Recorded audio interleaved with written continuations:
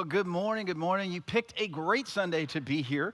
We are starting a brand new series, Doubting My Doubts, and it's just about that. It's about doubt, because for so many, everything that's happened in our world and our life in the last several months, a lot of people, it has stirred up a lot of questions, a lot of doubts about what's going on and what does the future hold and all these kinds of things. And so we're going to talk about doubt. And doubt is one of those things that it's actually really easy to define. Doubt is a lack of confidence or an uncertainty about what's about to happen. And most of our connotations around doubt kind of lean towards the negative, but it can actually be very positive. And I don't know if you've thought about it this way, but if you're in a job, for example, and you kind of begin to feel a little overmatched, like, you know what, I'm not skilled enough to do this job. Doubt can actually be really healthy and really helpful if it motivates you to double down on learning and get better. I want to develop my skills. I want to work my way into this job. Or if you're on a team, you might kind of look around and realize, you know what, everybody's better than me. And if that encourages you to practice harder and be more intense and put more into it because I want to excel at the sport, I want to be a good team member, then that's a good thing. And so doubt isn't always negative, but for most of us, when we think about doubt, it is kind of more of a negative thing. And our doubts are negative, and they kind of take us to a negative place. And really what doubt does for a lot of us, especially the negative side, is doubt becomes a big stop sign.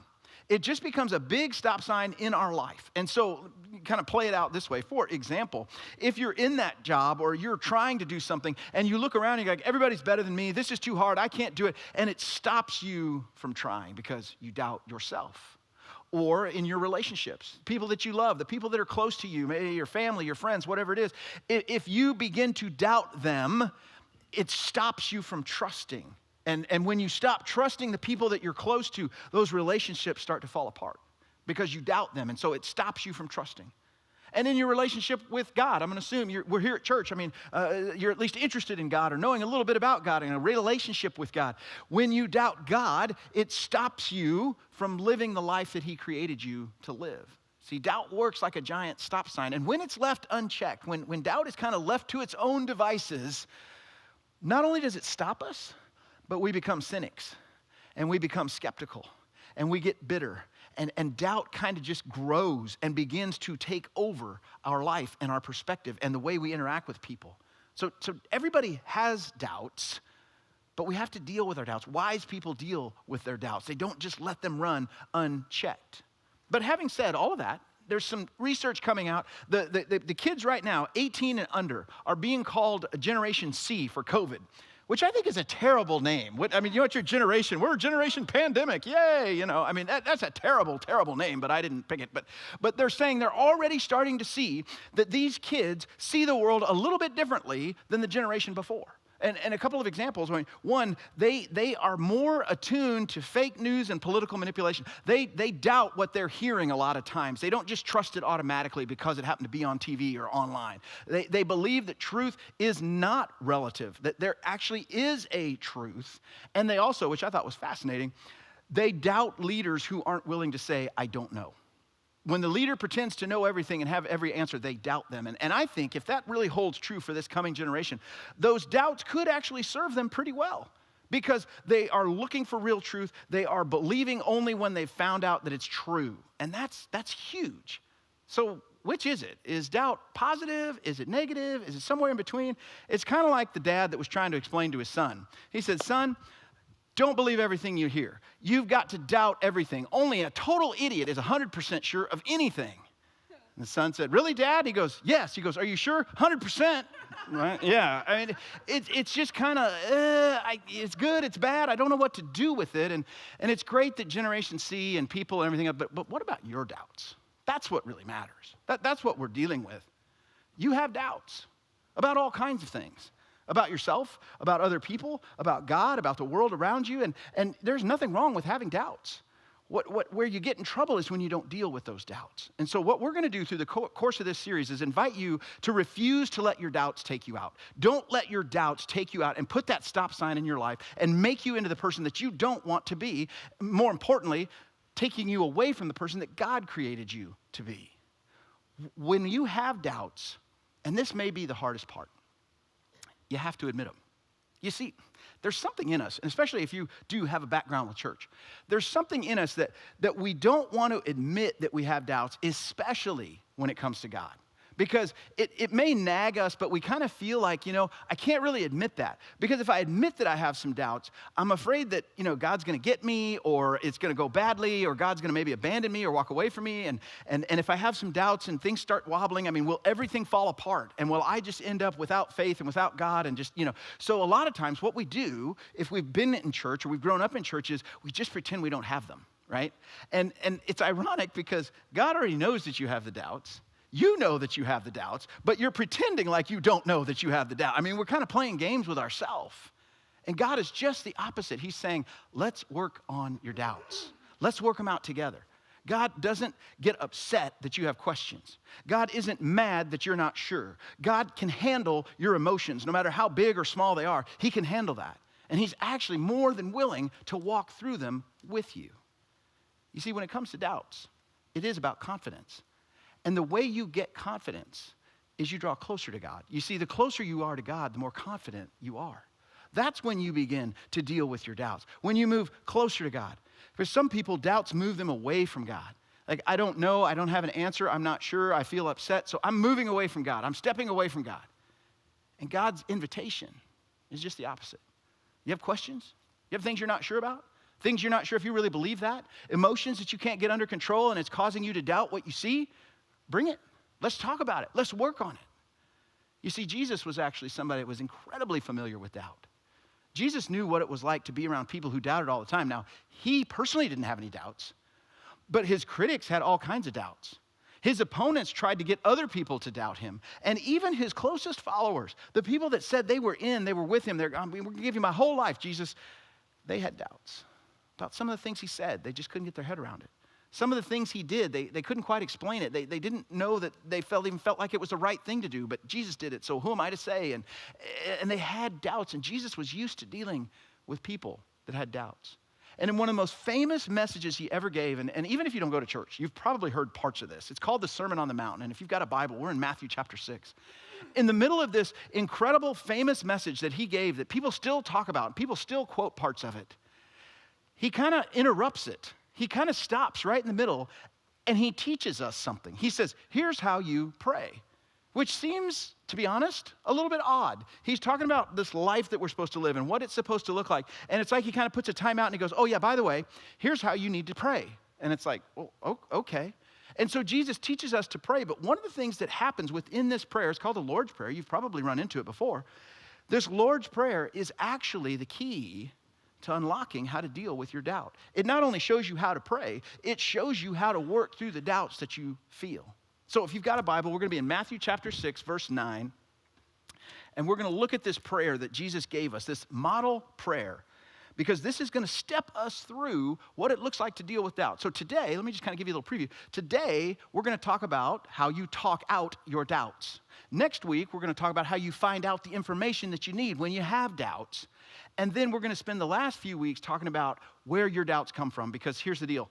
Everybody's doubts are different, but they almost all have roots in the same things. We doubt because of things that we fear. We doubt because of pain that we've experienced, or we doubt because of the future that feels like it's against us. Those are the things that cause our doubts, and Jesus addresses every single one of them in this prayer. So let's look at it together. Matthew chapter 6, verse 9. This is Jesus speaking. He says it this way. He goes, this then is how you should pray. Our Father in heaven, hallowed be your name. Your kingdom come and your will be done on earth as it is in heaven. Give us today our daily bread, and forgive us our debts as we also have forgiven our debtors. And lead us not into temptation, but deliver us from the evil one. Now, you've probably heard that, and some of you grew up, you were probably wanting to recite it right along. You're like, yeah, I know that. You're kind of inside. You're like, oh, yeah, that's how it goes. We're going to look at that very first phrase today, because Jesus is actually showing us something, even in this first phrase, that when it comes to doubt, the thing you do is you move towards God and you talk about it. You pray, you go to him. And so when I say that, some of you, and I don't want to get into a whole thing, but a lot of times it's guys that have more problems with this than gals do, but anybody can struggle with it. When I say pray, some of you kind of internally already went, I don't know how to do that. I don't like to do that. I feel weird. It feels uncomfortable. I don't know what to say. I don't know what to talk about. I mean, it doesn't rhyme. It's not flowery. It's not a poem. I really don't know what to do with this whole idea of prayer. I'm not against it. I just don't know what to do with it. And we build up in our mind that prayer has got to be this certain kind of thing. And yet Jesus is showing us, he's saying, this is how to pray. And it's about 5 sentences, okay? So it's not length, obviously. It doesn't really rhyme. I mean, it's just basic, plain language. And here's what prayer is. Here's what prayer is, especially if you're kind of hesitant and a little hands-off when it comes to prayer. Prayer is personal.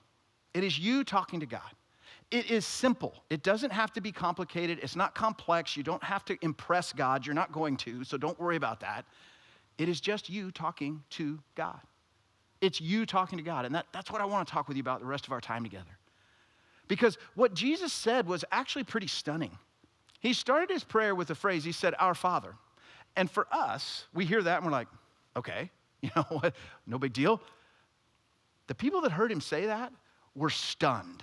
I mean, they were stunned. They were like, no. You can't talk about God that way. You can't call God by that name because the name Jesus used was Ava. It's an Aramaic Hebrew word, and it means dad or daddy. It's a very close family, personal word. Like my kids, when they're doing whatever they're doing, I'm hey you. When they kind of want my attention, I'm dad. When they want money, I'm daddy, right? It's like, hey, daddy. It's a very close personal term. And don't get hung up on it being a dad thing. If you didn't have a great dad, I understand that. What he's saying is the most intimate, personal, close term. That's how he's starting this prayer. He's saying, God, this relationship is closer and more meaningful than any other relationship I have. And that's what he's trying to get into our minds, that when you pray, you are talking to someone where you can be incredibly personal. And you can develop a relationship that is closer than any other. But as soon as that's out of his mouth, then he says, "Our Father, who art in heaven."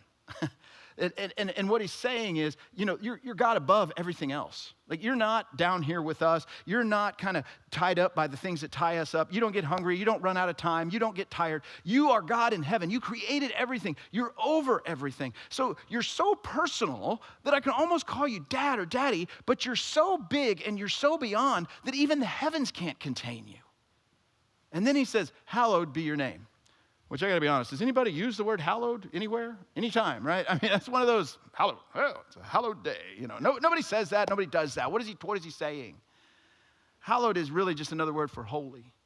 And holy, again, which we can start putting all kinds of religious stuff on it, holy just means set apart, different. God, I can be incredibly close and tight and personal with you. And at the same time, you are in control of everything. And you are just different. There's no one like you. There's nothing like you. I can't even compare you to anything because everything falls short. And Jesus says, this is how you begin to pray. Now, I know for me, when I started to pray this way, everything changed for me. Because most of us, we struggle with the idea of God being close and personal and God being over everything. We can get the God being over everything part, right? He's big, he's beyond, he's in heaven, he created, we kind of get that part. For a lot of us, we struggle with him being personal. And so when we pray, typically, we don't get very personal. At least I didn't. For a long time, my prayers were, God, thank you for this food. God, help me pass this test. I know I didn't study, but I'd really like to pass it. God, get me this job. God, help me find a parking place. It's just really surfacey stuff. And I'm not saying it's wrong to pray for those things, but for me, that was the whole thing for a while. It was just surface, basic, non-personal stuff. But everything changed when it became personal. What Jesus is inviting us to do. Everything changed when it became honest. God, here's what I'm struggling with. God, I don't understand why you didn't heal my friend. God, I hate this job. It's killing me, and I feel like I don't have any options. When I started praying personally, when I started recognizing the depth of this relationship and the intimacy and personal nature of this relationship, everything changed. Everything changed because now I began to process life with God. And those doubts that were there, they were still there, but God began to help me work out those doubts so that it wasn't this big stop sign in my life. And Jesus is inviting us to do the same thing. He says if you want to deal with your doubts, the way you do that is through prayer. Going to God in prayer is how you begin to deal with your doubts. Now, there's an incredible example of this in Psalms chapter 13. If you've got a Bible or you're in the app, I encourage you flip over there too, because Psalm 13 is like a lot of Psalms. Is it a prayer? Is it a song? Is it a song? Is it a prayer? I mean, it's hard to tell the difference sometimes. But one of the things that's true about every psalm is they are gut level, right? They are filled with emotion. They are filled with passion. These are real people dealing with real things, and they're being real with God. And so we see this in Psalm 13, this perfect example of David, who wrote this psalm, is doing both of what Jesus invited us to do. He's being incredibly personal and real, and he's also recognizing that, God, you are special and different, and you are over everything. So I want to read this with you and see if you don't identify with some of the things that David brings up in this psalm. Psalm 13, verse 1.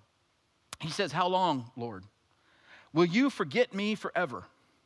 How long will you hide your face from me? How long must I wrestle with my thoughts and day after day have sorrow in my heart? How long will my enemy triumph over me?" And just put your finger there for just a second.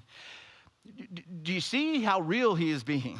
This isn't like, hey, thank you, God, for today, and thank you for the tacos, and, be with my kids. This is real. He is saying, God, look, there is stuff going on in my life. It is heavy. It is hard, and I'm wondering, where are you? Why aren't you doing something? And he's not asking with a rebellious spirit, but he is being honest. God, did you forget?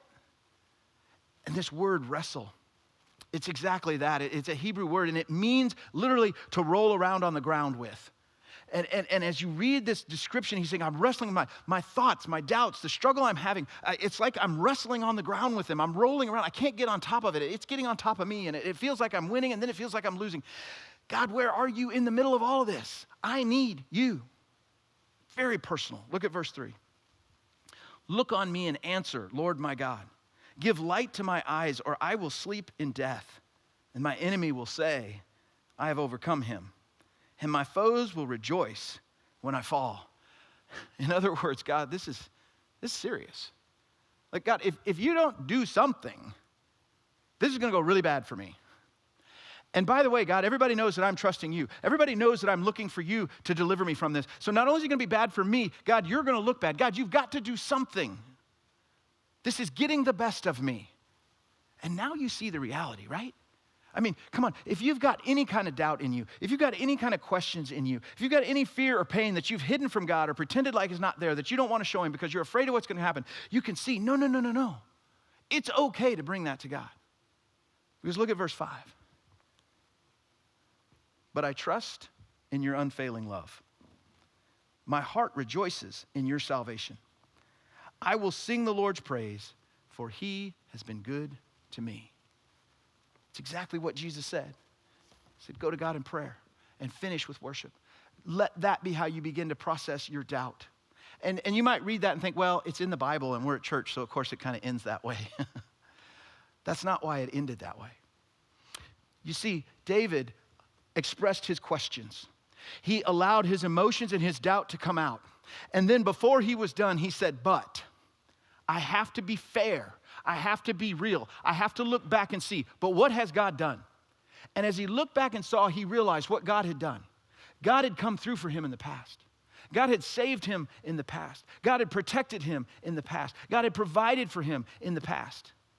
And he ends with this saying, thank you for that. And by the way, I trust, since you've done it in the past so many times, even though it looks like a mess right now, God, I'm trusting that you'll do it again. I'm trusting that what you have done before, you can still do. And even though I'm frustrated, and even though I don't understand, and even though I am struggling, I'm wrestling, I remember who you are. And I remember what you have done. And he moves to God in prayer. Because as I said, it is going to God in prayer and is how you begin to deal with your doubts. It is going to God in prayer. I don't know how to pray. I don't know what. It's simple. It's simple. You just be honest. And you recognize his control, his fancy religious word, sovereignty over everything. That things don't happen outside of God's control. He doesn't get surprised. He's not shocked. He didn't look back and say, wow, 2020 was a bad year. I didn't see that coming. He knows what's going on, okay? He's in control. He's recognizing that. I am upset. I have some struggles. I have some questions. I have some doubts. I have some fears that I've let run rampant in my life. but I see who you are. And I see what you've done. And I recognize it. You are different and you are in control. And you've come through in the past.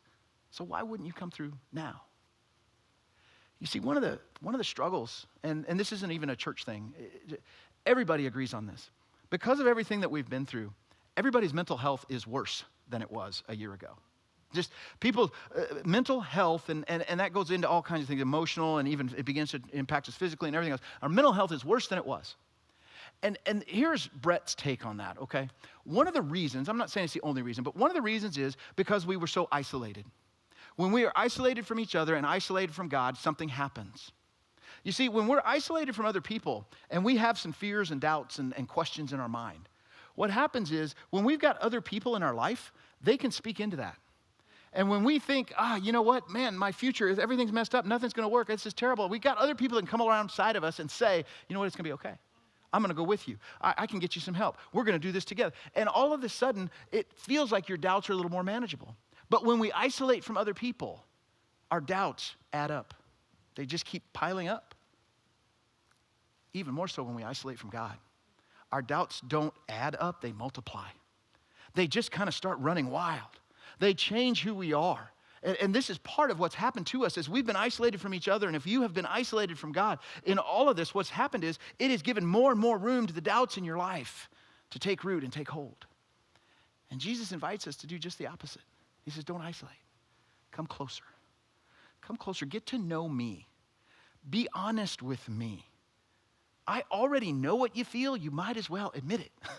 I already know the questions you have. You might as well ask them. He invites us in, and the reason he does this is he wants us to get to know him, his character, who he is, how he loves, what he values, his perspective on the world. He wants us to know his character because the character of God is what quiets your doubts. It's not that all your questions get answered because you want an answer. It is learning and knowing God's character that begins to quiet your doubts. Let me ask you a question. How many of you have moved into the place you're living in now at least in the last 10 years? 10 years or sooner that you're in the place you've been in? Wow, some of you guys lived in the same place a long time. Okay, so depends on how long you've been there. And also, to be honest with you, it depends on how type A you are. But your doubts are a lot like your garage. Your doubts are a lot like your garage because everybody's garage, when they move in, what do? The moving van comes in and you get all the stuff out and you put the big pieces in place and then you kind of have this pile in the garage, don't you? This pile in the garage, we got to get it off the truck, we got to get it in the garage. And so we have this big pile of stuff in the garage that we're going to get to. Now, some of you, and I appreciate you, I admire you, you're type A's. Man, you get it all unpacked, the boxes are cut down and recycled and everything is stored and labeled and everything's done and that's all done by the end of the weekend, right? Yeah. The rest of us have a pile, right? We got a little pile in the garage because we're not sure exactly where we're going to put everything yet. And, you know, if we don't need it, and some of that stuff probably belongs in the garage. And so we sort through a little bit of it and, you know, then we kind of, you know, we'll get to it, right? And over time, if you've been in your house for 3 or 4 or 5 or 10 years, the pile somehow oddly gets bigger, right? You're like, wait a minute, how did we get more stuff? And over time, it just gets bigger, and, you know, occasionally you add some things, and you take a few things away, and before you know it, if you're not careful, you're parking outside, right? It's 150 degrees outside, and you're parking outside so your junk can sit in the shade, right? That's what happens, right? That's the garage. It's also how doubt works in your life. It starts to stack up. And if you don't deal with it, if you don't do anything about it, it just kind of multiplies. And it gets bigger, and it gets harder to manage. And pretty soon it's pushed you out. It's pushed you out of the person you want to be. It's pushed you out of the life you want to live because these questions and these concerns and these emotions, they seem to be in the driver's seat all the time. God says, let's clean out the garage. Let's get in there and get rid of some of this stuff. And there's actually, you know, a lot of times, again, we kind of think of faith and doubt as two sides of the same coin. Right? Like if faith is heads, then doubt is tails. You know, it just, if I have one, I have the other, or I can look at one and not look at the other or whatever. But the reality is faith and doubt are not the same thing. They're not two sides of the same coin. As a matter of fact, they're not even really connected to each other. Now, faith is a huge piece of dealing with doubt in your life, but it's not tied to doubt. And here's why, because what I want to do is tell you a couple of things as we wrap up. I want to tell you a couple of things that faith is not, and then what faith is. And I think this will make it clearer. Faith isn't a feeling. It's not a feeling. See, now, doubt is almost always a feeling. And here's what happens with doubt. We have a question, and so let me give you something, non-emotional. I don't know how a plane flies in the air. I don't. I mean, you look up, you see the planes flying, right? I have questions about it. I don't know how that works. I don't know why that works. I don't have any doubt about it, though. I don't have any emotion tied into that. I can look at it and go, yeah, it works. I don't know how. I don't know why, but it works. It's up there. No big deal. So I have questions, but that doesn't mean I have doubts. I have doubts when I start to attach emotion to it. I know that people die. And I know that as a fact. But when it's somebody that I know, now I have emotion tied to it. Now I have questions that fester and concerns and problems, and I get upset because my emotions are tied into it. And you see, that's what doubt does, and it's not a bad thing or a good thing, it's just a thing. Doubt is always tied to our emotions. It's not just having a question, it's a question connected to an intense emotion. And so what we think is that the way you figure out that doubt, the way you work with that is you need faith to come alongside and give you a different feeling or to somehow step in and change the way you feel. But it doesn't work that way. And you know this. You know this. Take it outside of the realm of doubt. You know that your feelings cannot sit in the driver's seat, don't you? I mean, you know that, right? I mean, when it comes to your job, how different would it be if your feelings sat in the driver's seat? I'm only going to go to work when I feel like it. Right? I'm only going to do the work I feel like doing. I'm only going to work with the people I feel like working with. Most of us would not have jobs, right? I mean, you can't let your feelings drive that. When it comes to your relationships, your feeling, wait a minute, well, yeah, feelings are a huge part of relationships. Absolutely, they're a huge part, but they can't drive it, right? I'm only going to be nice to my spouse or friend or whoever it might be when I feel like it. I'm only going to be considerate when they're considerate to me. I'm only going to be pleasant if they're pleasant to me. Now, my wife, Donna, is the most pleasant person in the world. She's just amazingly pleasant, so I always have to be pleasant with her. She is the most pleasant person I know. I only know a few people, though, so it's kind of a sliding scale there. I can't do that. I can't be a good husband if everything about our relationship depends on how I feel in the moment. It doesn't work. Faith's the same way. Your faith can't be driven by your feelings because faith isn't a feeling.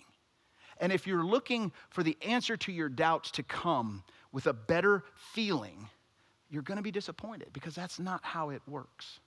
So faith isn't a feeling, and faith also isn't fantasy. Faith isn't fantasy. This isn't Disneyland, when you wish upon a star and, some kind of magic and just if everything could, now I believe. That's not what faith is. Faith isn't a magical answer that makes you feel better and a quick life hack you can throw on to make everything smooth again. Faith is very, very simple. Faith is trusting Jesus, period. You don't have to put anything else on it. You don't have to add anything else to it. And so when you have doubts, when you have some questions, and when your emotions get moving, and you get kind of tied up in this, you don't need more faith. You need more Jesus. You need to move closer to him. Because it's in moving closer to him and being willing to deal with your doubts that you make the progress you're looking for. And that's what we're going to do. And that's what I want to invite you to do. Not only today, but as we go through this series, to be a wise person, to admit that you have doubts. It's okay. You can admit it. To go ahead and realize that the beginning way to deal with these doubts is to talk about them. To go to God in prayer and talk about these doubts. And to keep your doubts from putting a giant stop sign in your life. Let's pray together.